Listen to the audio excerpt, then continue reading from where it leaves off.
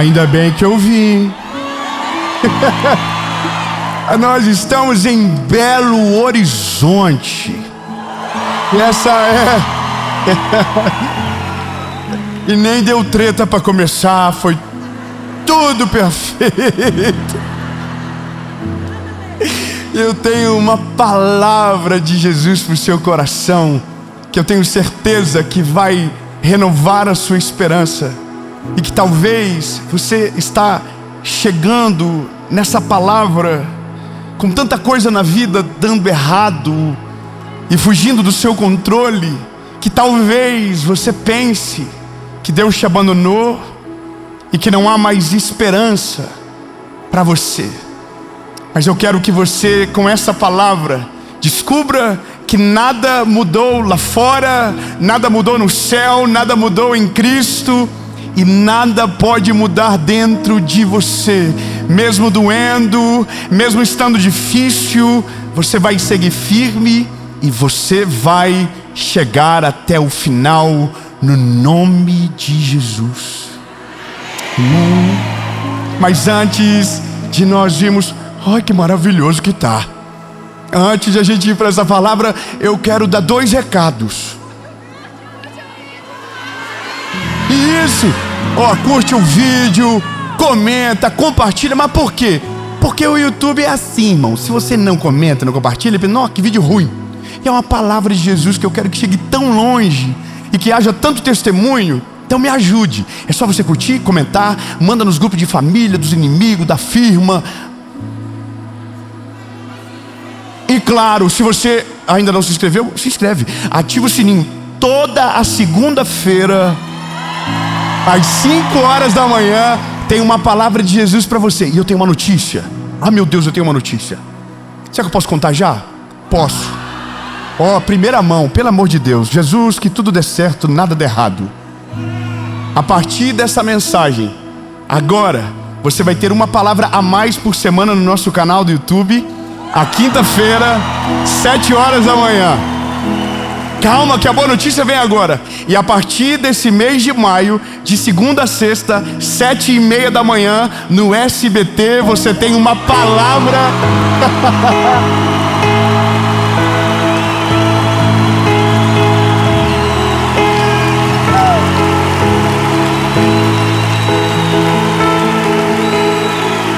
Primeiro devocional da televisão brasileira, para você começar o dia com esperança, com fé e alegria. Alegria que sabemos que Deus está cuidando de tudo. E por último, o último recado é sobre a nossa associação evangelística. Se você ainda não conhece, eu quero que você faça parte do que Deus está fazendo. Você pode ser um voluntário, você pode ser um aconselhador, um doador. Este mês agora, nós estamos assumindo uma escola inteira no Paquistão, de crianças que são resgatadas e agora são cuidadas através da nossa associação, libertas para a honra e glória do Senhor Jesus. E eu estou compartilhando isso pela primeira vez também aqui agora com você. Então, você pode ser parte disso tudo. E eu quero agora, de uma vez, ir para a mensagem.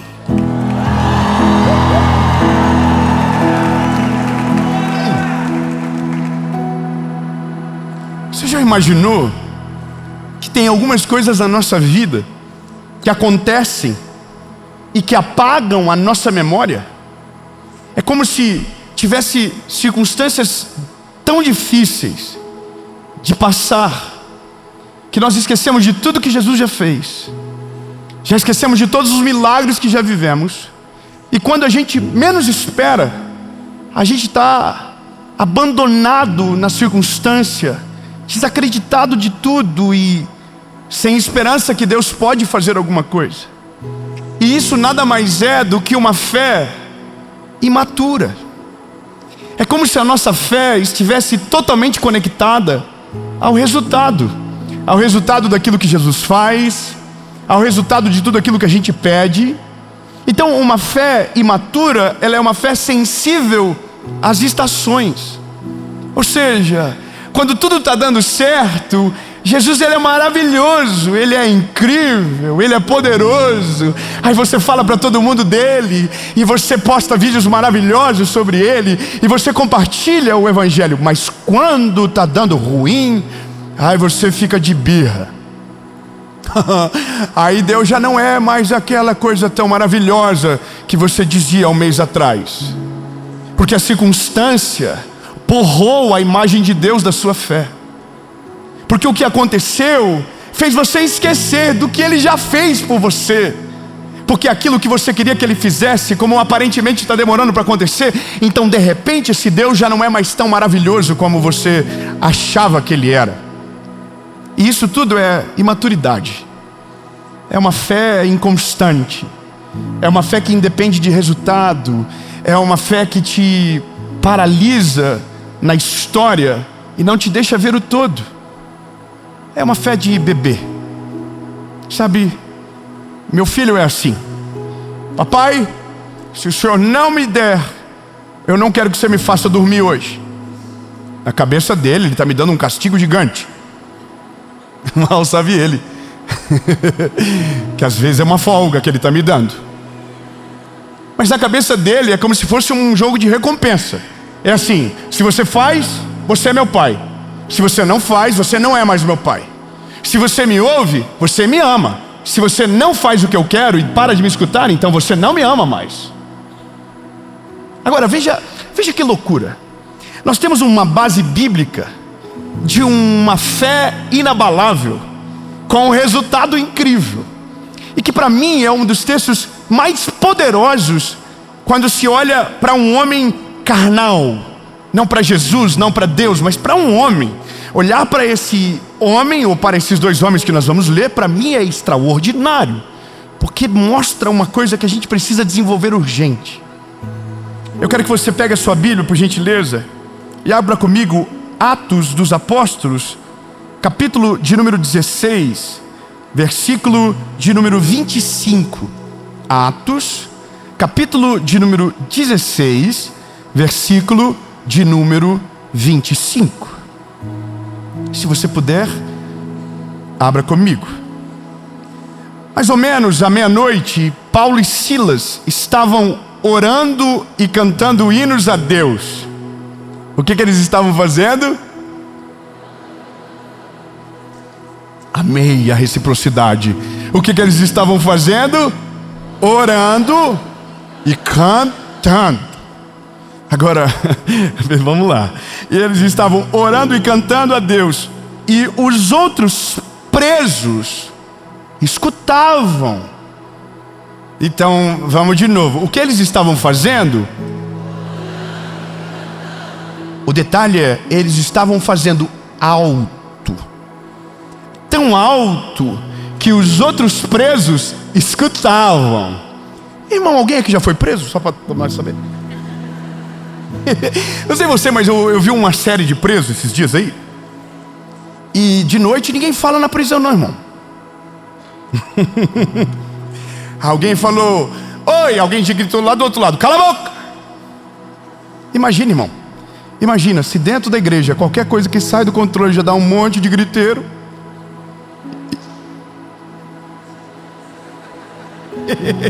E imagina na prisão. Imagina no lugar inóspito. Imagina no lugar de sacrifício, de pagar o preço.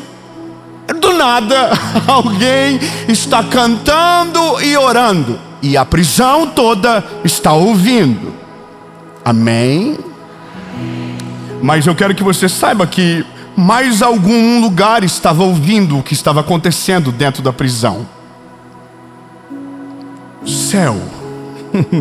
O céu estava ouvindo o que estava acontecendo dentro daquela prisão. 3, glória a Deus. Eu vou dizer de novo. A prisão inteira estava ouvindo, mas o céu inteiro estava ouvindo o que estava acontecendo dentro daquela prisão. Aleluia. Então aconteceu algo. De repente, o chão tremeu tanto que abalou os alicerces da cadeia, e naquele instante todas as portas se abriram e as correntes que prendiam os presos se arrebentaram. Irmão, isso aqui para mim é extraordinário. Primeiro porque quando começa a história, veja, só vai preso quem cometeu um crime. É a base de uma lógica, correto? Você não é preso inocente, pelo menos é assim que a gente espera que a banda toque. É nessa justiça que a gente crer, ou é essa justiça que a gente espera? Só que no texto, a Bíblia diz que eles não são presos por conta de um crime. Eles são presos porque eles expulsaram um espírito maligno de uma mulher.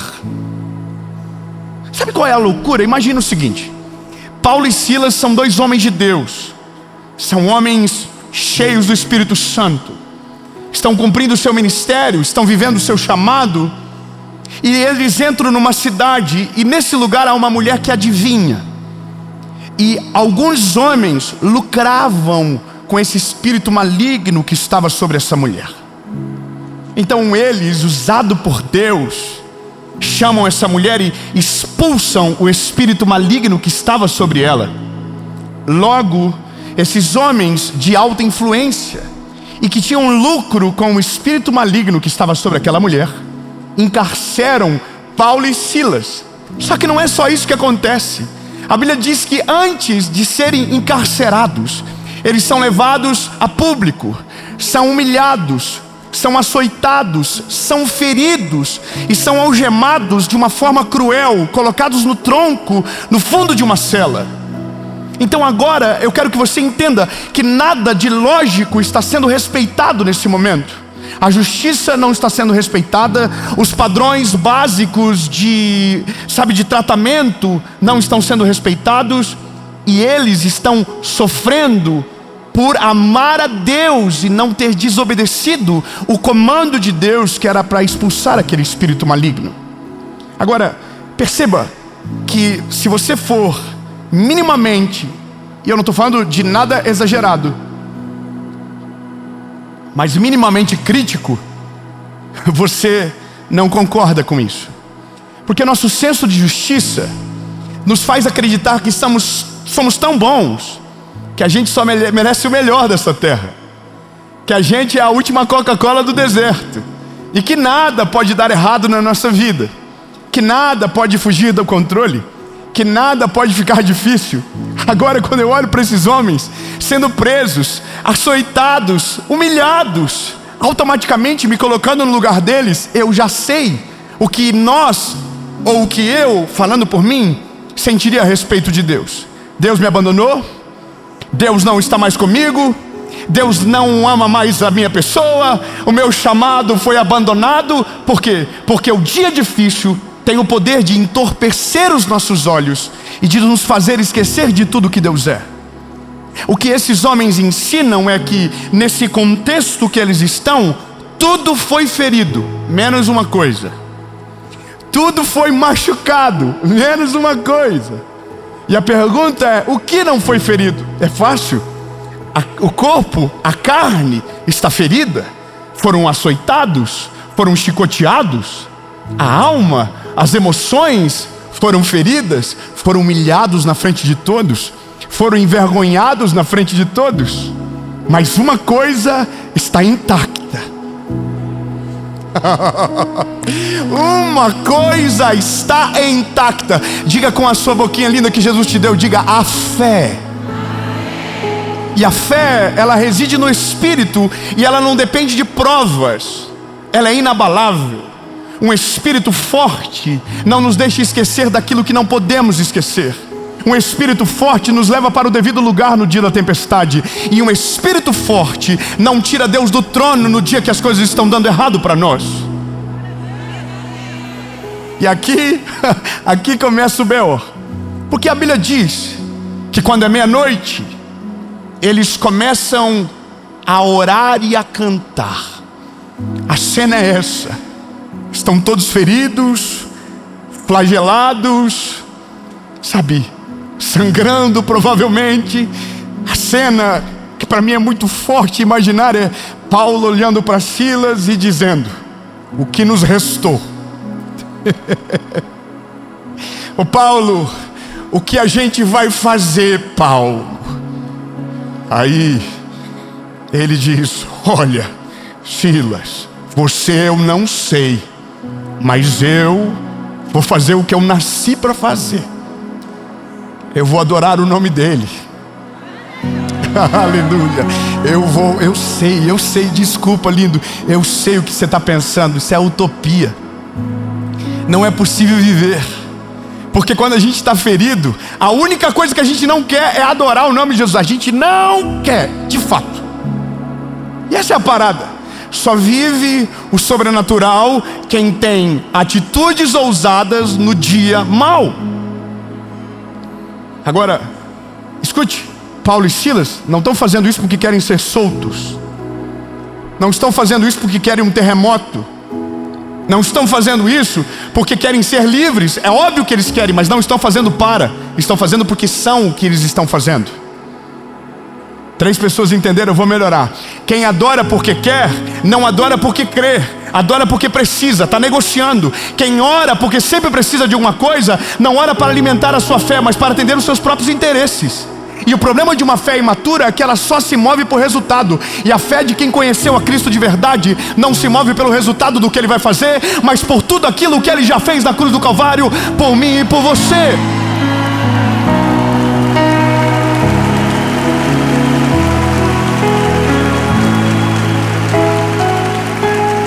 Agora, eles não querem ser presos.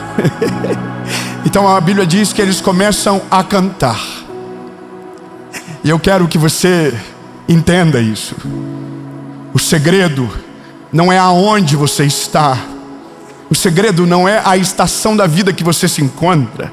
O segredo não é a dor que você está passando. O segredo não é o lugar que você se encontra agora, enquanto ouve essa palavra. O segredo é quem está com você no lugar que você está. O segredo é quem tem o poder para tirar você do lugar que você está. O segredo é quem não te abandona em lugar nenhum da vida. Ele está sempre com você. Então, se o segredo é Ele, não é a estação, eu me desvencilio da estação para orar por aquilo que Ele é, para chamar por aquilo que Ele é. E Ele é maravilhoso, conselheiro, Deus forte, Pai da eternidade, príncipe da paz. Mas deve estar doendo, mas não é sobre o que Ele vai fazer, é sobre o que Ele já fez. E é nesse lugar de ambiente de adoração e de manifestação da glória de Deus que o milagre maior acontece. Sabe qual é o maior milagre que pode acontecer? É aquele que você não orou, mas aconteceu pelo resultado do seu louvor e adoração a Jesus. Não existe no texto Paulo e Silas dizendo: Deus, manda um terremoto. Deus, manda a nossa liberdade, a nossa carta de alforria. Não. Só tem 2 homens amarrados pé e mão no tronco, orando e adorando ao nome de Jesus. Não importa o que acontece, não importa a circunstância, não importa o tamanho da tempestade ou o nível de provação que você está vivendo, nada pode mudar aqui dentro. Deus precisa continuar sendo centro. Deus precisa continuar no mesmo lugar, sendo amado, sendo adorado, sendo buscado, porque não é sobre as circunstâncias, é sobre aquilo que Ele é. E quando você o busca pelo que Ele é, não pelo que Ele pode fazer, aquilo que Ele pode fazer se torna a graça daquilo que você vive, porque o poder dEle se manifesta no meio do louvor. A glória dEle se manifesta, a presença dEle se manifesta num ambiente de intimidade. Então tem coisas que você não precisa pedir, é só não esquecer de tudo aquilo que Ele já fez por você. É só você não esquecer de todo o amor que Ele tem e continuar clamando, continuar orando, continuar chorando, continuar cantando, até que de repente as portas se abram, a cadeia se estremece e você não vai sair correndo pelas portas. Você ainda tem uma missão a cumprir. E isso que vai ficando só pior no texto, porque a Bíblia diz que Paulo e Silas não saem correndo. Aonde eles vão? No carcereiro. Ah não, irmão, vocês não tem, não pode. Irmão, você já assistiu aquela série que os homens ficam para fugir a série toda? Que tatua no corpo? A prisão? 3 irmãos falaram o nome aí, amém. Não vou fazer propaganda não. Vocês já viram? Irmão, você imagina, a cela abre, ninguém fica na cela não, irmão. Todo mundo corre. Paulo e Silas paradinho, de boa. A Bíblia diz que o carcereiro grita pela vida dele. E Paulo e Silas dizem: nós estamos aqui ainda. Fala para o irmão que está aí do teu lado: eu estou aqui ainda. Eu estou aqui ainda, nada mudou. Ele é o centro da minha vida. A circunstância não tem o poder de mudar a minha fé. A circunstância não tem o poder de apagar o que Ele fez por mim. Nada mudou, eu ainda estou aqui. É óbvio que eu quero ser livre, mas eu ainda estou aqui. O carcereiro veio, e a Bíblia diz que o carcereiro e toda a sua família, por conta do testemunho de Paulo e Silas, foram salvos. Aí Paulo e Silas pegam ele pela mão, levam eles para fora da cadeia.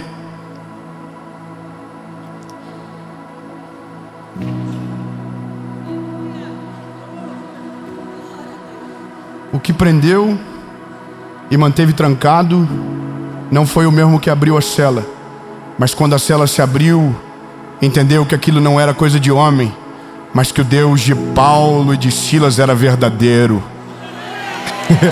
E se Ele tem poder para fazer isso, Ele vai mudar a vida do carcereiro também. Ele vai transformar a vida do carcereiro também. E agora, eu confesso para você que isso tudo é tão maravilhoso, mas ele precisa de uma dose de fé tão genuína para se perfazer na prática, que é só Deus para colocar isso dentro de nós. Eu vi um vídeo há um tempo atrás de uma mulher que teve o filho brutalmente assassinado. Imagina você perder um filho de maneira brutal, terrível, cruel. E essa mulher, ela vai até a audiência e ela está de frente com aquele que tirou a vida do filho dela.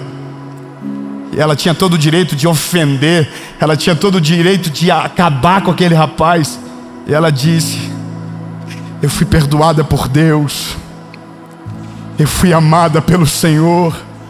O que você fez me custou muito, me doeu demais, mas eu vim aqui para te dizer que você está perdoado também. Você não vai carregar nenhum peso da minha parte, você está perdoado. Sabe o que é um negócio lindo? Os dias de provação, os dias de maior dor da nossa vida se tornam a maior pregação da nossa história, porque aquilo que a gente suporta se torna testemunho, e o testemunho que entra dentro de nós se torna a pregação que alguém um dia vai precisar a partir de nós. Quando eu olho para Paulo e Silas, eu quero entender junto comigo, junto com você, que não é fácil, mas é o que a gente precisa.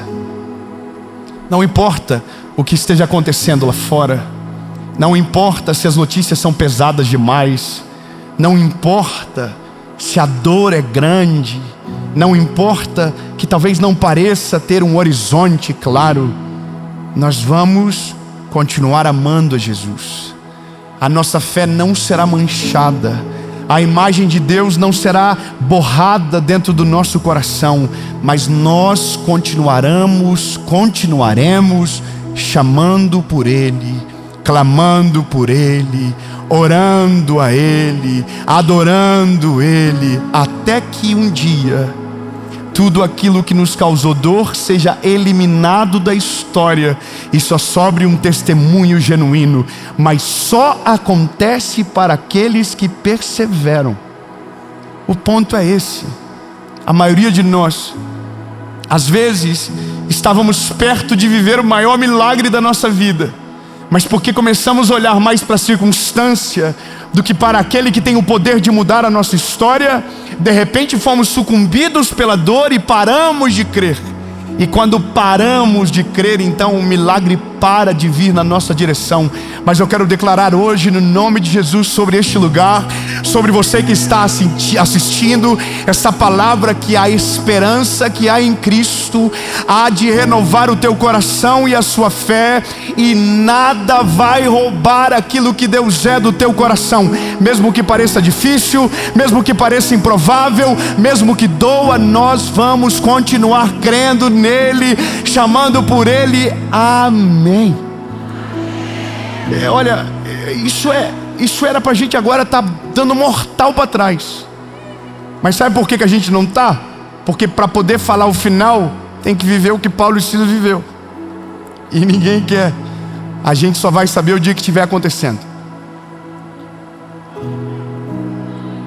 Talvez agora você está ouvindo essa mensagem e está tudo bem, mas um dia você vai precisar lembrar disso, porque isso é a vida. Se estão dizendo para você que é tudo perfeito, estão mentindo para você. Tem dia que dá tudo errado, tem dia que a vida dói demais, tem vida que o calo aperta, tem dia que a lágrima corre, tem dia que a gente perde o controle de tudo, tem dia que a gente não consegue entender mais o que está fazendo e por que está onde está. E é nesse dia que a nossa memória não pode ser abalada. É nesse dia que nós não podemos esquecer de nada de que Jesus já fez, de todo o amor derramado sobre nós, de todos os milagres que a gente viveu, porque é nesse dia que a gente precisa trazer à nossa memória aquilo que nos dá esperança. E o único que nos dá esperança no dia do caos tem nome, e o nome dele é Jesus.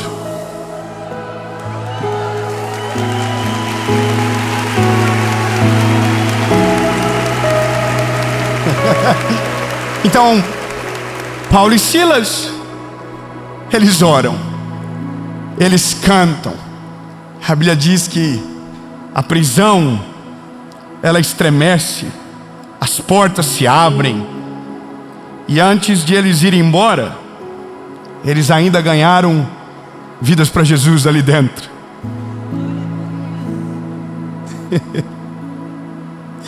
Tem coisa que a gente vai demorar muito tempo para entender de fato, sabe? Tem coisas e algumas experiências que a gente só vai ter no dia que tudo sair do nosso controle. E eu não quero que ninguém viva isso, mas essa mensagem é talvez para quem esteja vivendo isso. É o dia que você não quer mais crer em nada. É o dia que você está tão machucado que você não quer mais ver nada de Jesus, sabe? Se você olhar na internet, você vai ver que tem tanta gente ferida com Deus, com a igreja, que eles não querem ver nada. Eles estão desejando tudo que é o contrário de tudo aquilo que é sobre Jesus, sabe? Então alguém fala, a pessoa se ofende. Você já falou de Jesus para alguém que ficou bravo com você? Existem países no mundo que já viveram esse esfriamento na fé, e o resultado é terrível. Colocaram Jesus contra a parede para viver resultados e não conseguiram. Então esqueceram de quem Deus é e de tudo que Ele já fez. Mas a minha palavra para você aqui hoje é: ainda que a figueira não floresça, ainda que não haja alimento, ainda que não haja fruto, ainda que não há provas convictas de que Ele está fazendo alguma coisa por nós agora, mesmo que os nossos olhos não enxerguem, nós não vamos parar. Nós não vamos parar de clamar pelo nome dEle. Nós não vamos parar de declarar para todo mundo ouvir: Ele é maravilhoso, Ele é conselheiro, Ele é Deus forte, Ele é Pai da eternidade. Nós não vamos parar, mesmo que doa, mesmo que incomode, nós vamos prevalecer crendo, clamando, adorando, até que um dia Deus não faça aquilo que a gente quer, mas faça tudo aquilo que a gente precisa.